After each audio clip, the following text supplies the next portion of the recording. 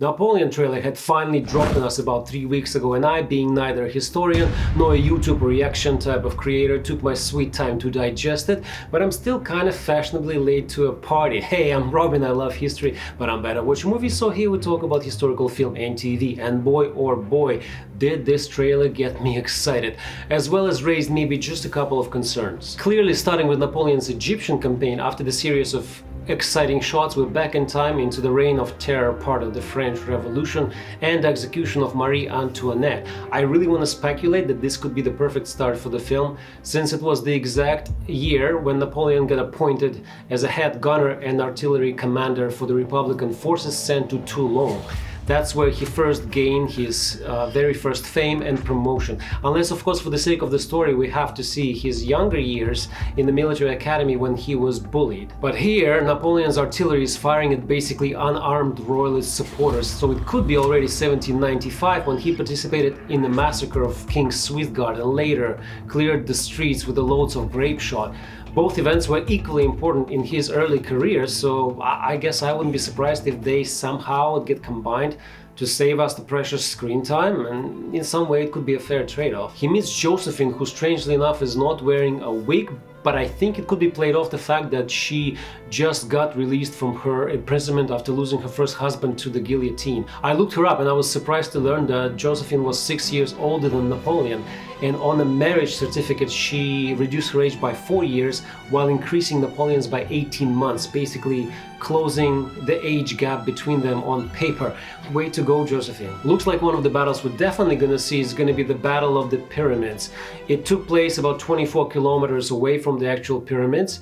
Here somehow we see Napoleon's cannons hitting one of the tops, which in reality could not have happened considering the range of the 18th century artillery.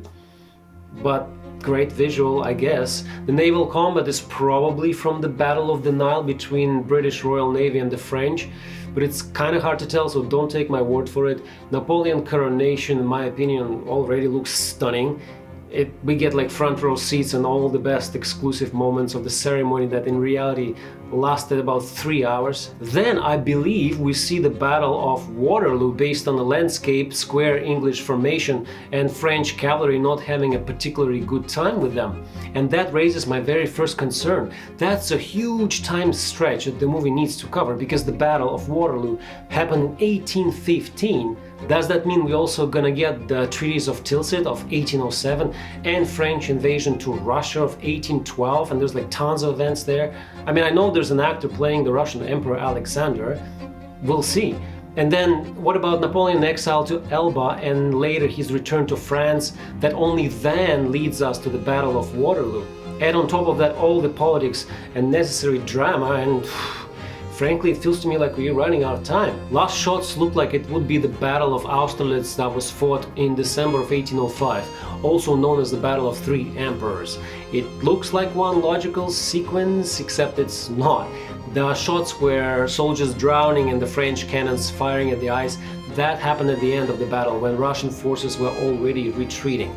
It was actually extremely long battle, and I think we're gonna get either this one in detail or the Battle of Waterloo, depending which one is gonna be more important for the overall story. Fun fact, Napoleon ordered to drain the lakes a few days after the battle so he can count enemy casualties and retrieve their guns. Overall, I think the trailer looks absolutely amazing in every aspect. My second concern though is if for whatever reason this movie doesn't make enough money at the box office, which is weirdly possible considering how Barbie is sweeping over Oppenheimer these days, well, in that case this probably is going to be the last historical epic of those proportions we're going to see for some time. I mean, who's going to take a risk and on what topic after that?